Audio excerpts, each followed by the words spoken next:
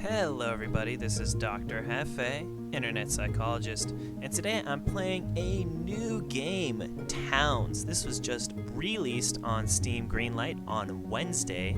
I think that's November the 7th. Yep. So very new game to the Steam community.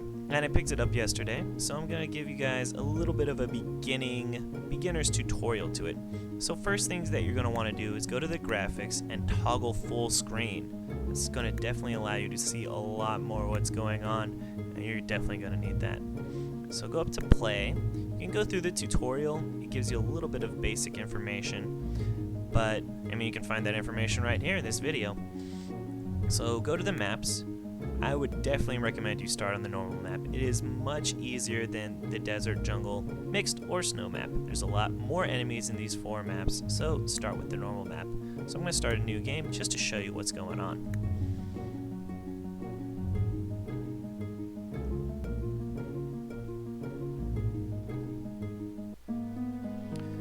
Now, Towns is a game that is similar to a couple other games. And the first portion is going to be very similar to Dwarf Fortress. You have your 11 civilians, similar to your dwarfs that you start off with, and you got to give them some basic tasks in order for them to survive.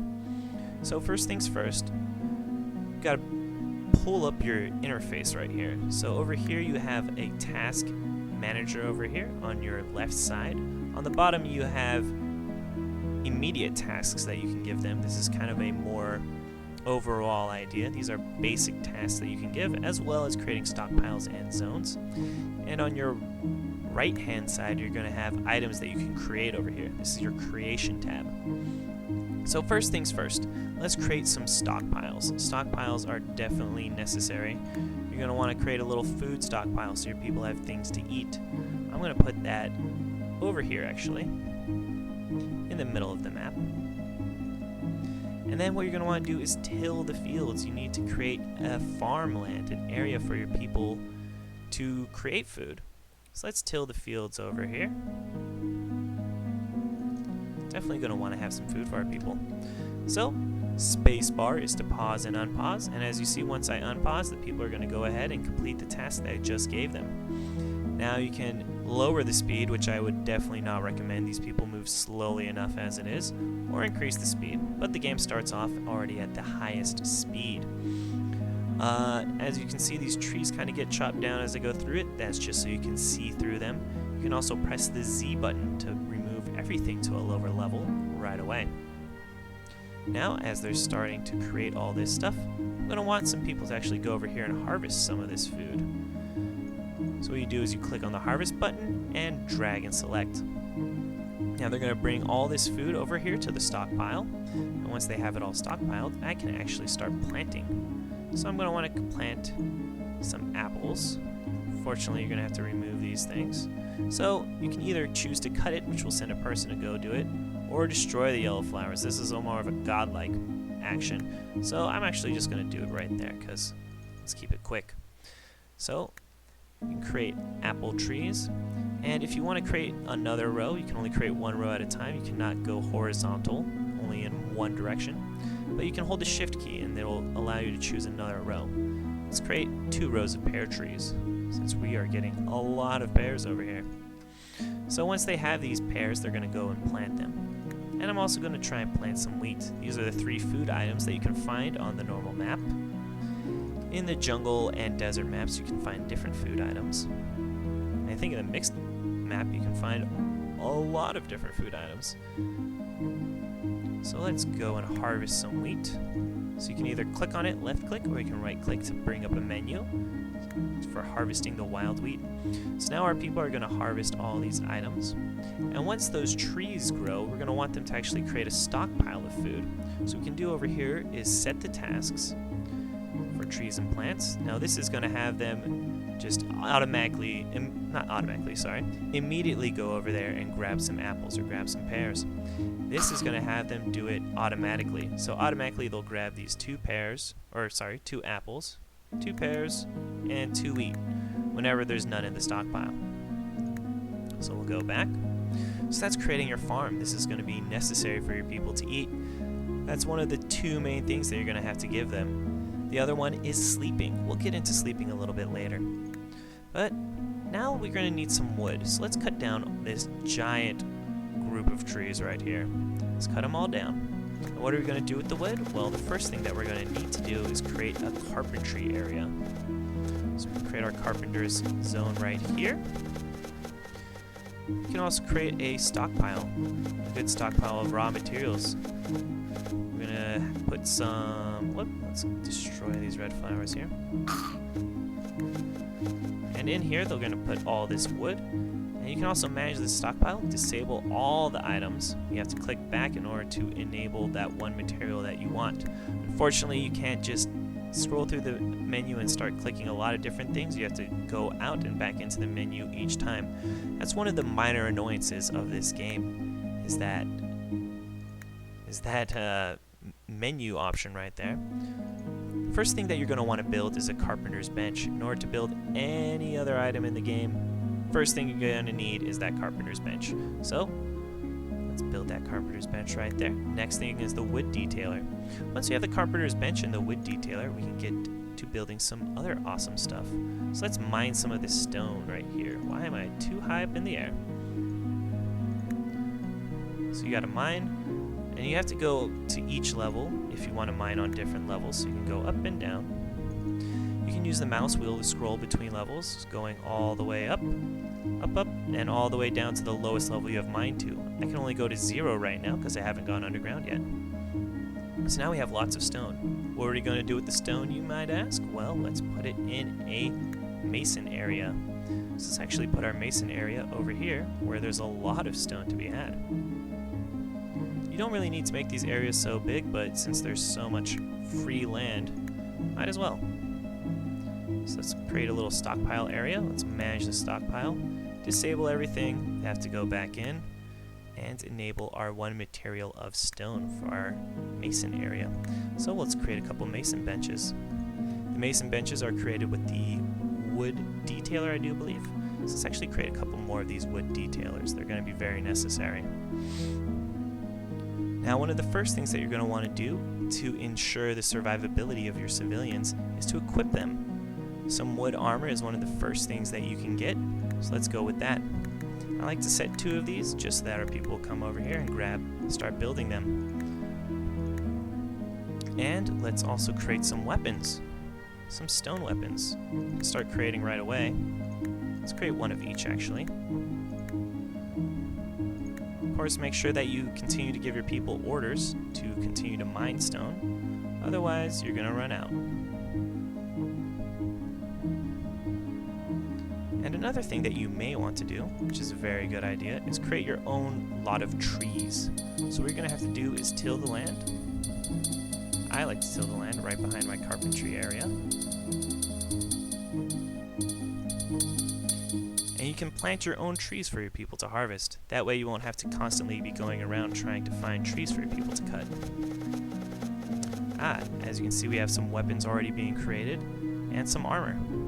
In order to equip your civilians, you can click on them. You can either click to have them do one item individually, or you can click the auto equip, and they'll just grab whatever weapons and armor are available.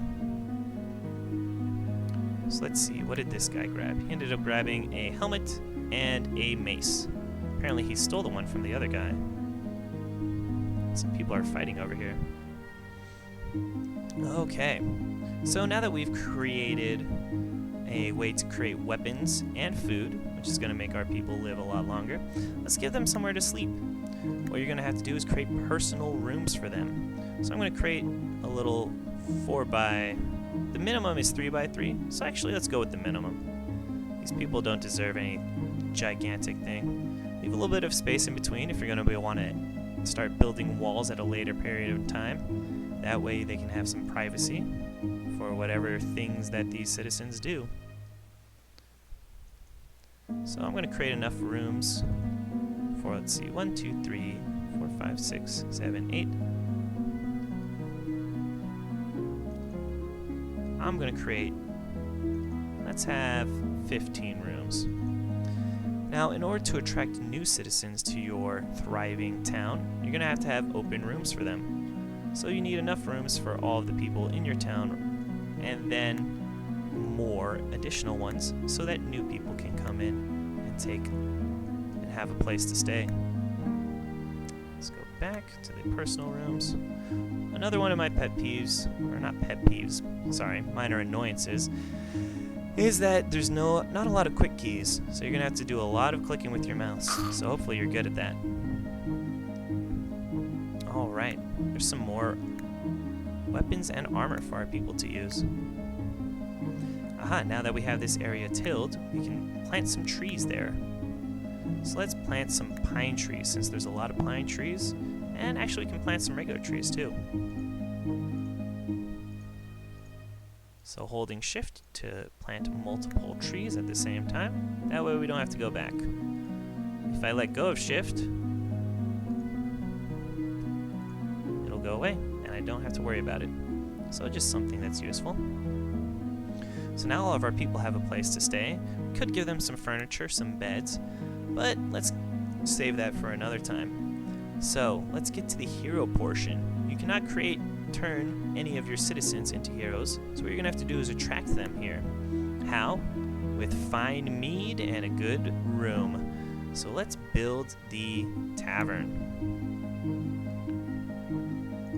A great tavern, a good looking floor for them. Let's give them some rooms to stay in. Let's destroy these mushroom bushes that are going to get in our way. So I'm going to give them some 4x4 rooms. Since they are heroes, they deserve a slightly bigger room than the average citizens. Let's see, how is our food coming? Well, we got a good supply of food right here. Let's chop down some trees as well, so that we can continue to produce wood and armor.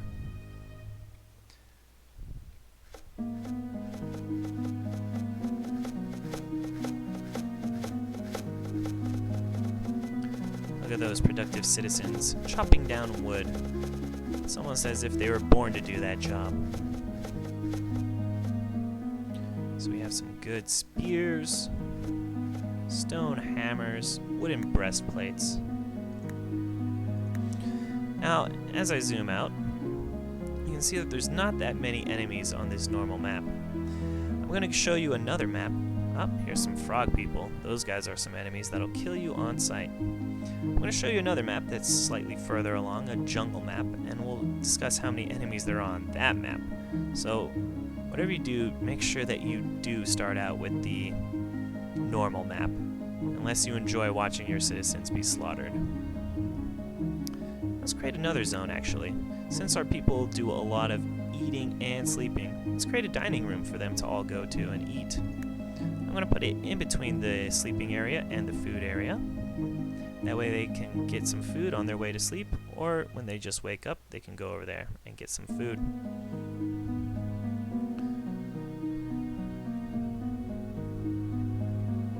And I'm going to have some people harvest some more wheat. We're actually taking a long time to get this wheat farm growing. And there's something really cool that I want to show you about the wheat. With it, you can actually create a bakery and bake your people some bread. And while we don't need wheat, while we do need wheat to make bread, we don't need it to actually build our bakery. So let's build one over here. And we're going to want to stock our bakery with some baking utility items. So we're going to make a baker's table as well as a baker's oven. Alright, looks like all of our wheat is planted. Now we're going to want to build a building. We can build a mill right next to our bakery, and in there they will put some flour that we can use. So let's put a little stockpile for raw food. That's where the flour is going to go. We can put it right next to our bakery.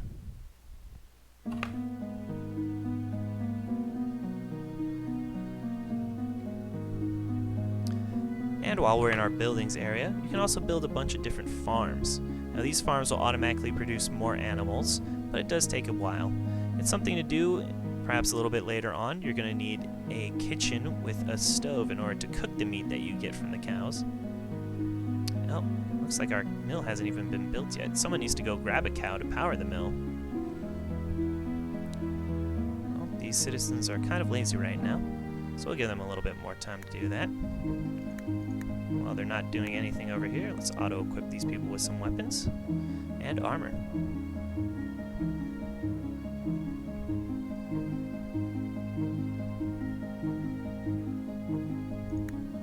And over here you can see certain announcements. So you can see that there's some bleeding and some stunned happening to the enemies. Some battles occurring. Some chickens are dying apparently. Oh, and some people were fighting some tree keepers. Interesting. So the tree keepers are something like Ents that are going to fight you when you try and chop down the trees. Oh, and we have a hero message. It's our first hero, Elizabeth Noland. Let's look at her. So she has a curved blade. She looks like some sort of rogue type warrior. Alright, so now that we have a hero, let's start digging down into the ground. And we can then find a pretty groovy dungeon for our heroes to enter. So in order to dig down, you're going to have to right click on it and then click Mine a Ladder. This will allow you to go deeper and delve into the depths of the land of towns. So I like to dig out a little bit of an area. Oh, looks like we're already getting too deep. Nope. Aha, yes, we have. So we have already gotten deep enough to the dungeon area. So we're going to actually have to build a ladder. So in order to build a ladder, you have to go to the utilities, and under ladders, we're going to build a stone ladder and drop it right down there. Let's destroy that stone so that we can put our stone ladder down there. And once we put that down there, we'll have somewhere for our heroes to go. Wow, we have 3 heroes now. Wonder what they're all doing up here. There's nothing to fight yet. I suppose there's some frogmen over here, but nothing really dangerous, like in the depths of this dungeon. Are we going to be able to put that ladder down there? Yes, we are. Excellent. So let's see if our heroes take the hint and go down to explore the dungeon. And why have they not built this mill yet? Need wood. Whoops. Let's cut down some trees then. So another thing that you can do to have your citizens automatically get some wood is actually set that up in our automatic task manager here. So that we're going to start cutting down wood and pine trees. Aha, so our heroes are already going down there to fight the enemies. And looks like one of our heroes has died already. Oh my goodness. But don't fear. You can just turn a dead hero, or I guess it was a dead citizen, into a lovely grave. Let's build a lovely grave in memorial of, let's see, who died? Maria de Beranger. Oh, how sad. So that's why you're going to want to have your heroes up in here, so that they can go down and fight for you, keeping your citizens safe. But just in case that your heroes aren't there, you're going to want to auto-equip your units with armor and weaponry. Alright, so that's a first look at the game. Very, very basic look, but this is what you're going to need to have your town set up and surviving. Maybe later I'll go into how to raise your citizens' happiness in order to attract new citizens to your land, as well as go into some of the later game strategy. Oh, here comes some spiders coming out of that dungeon. Oh no. Fight them, my heroes.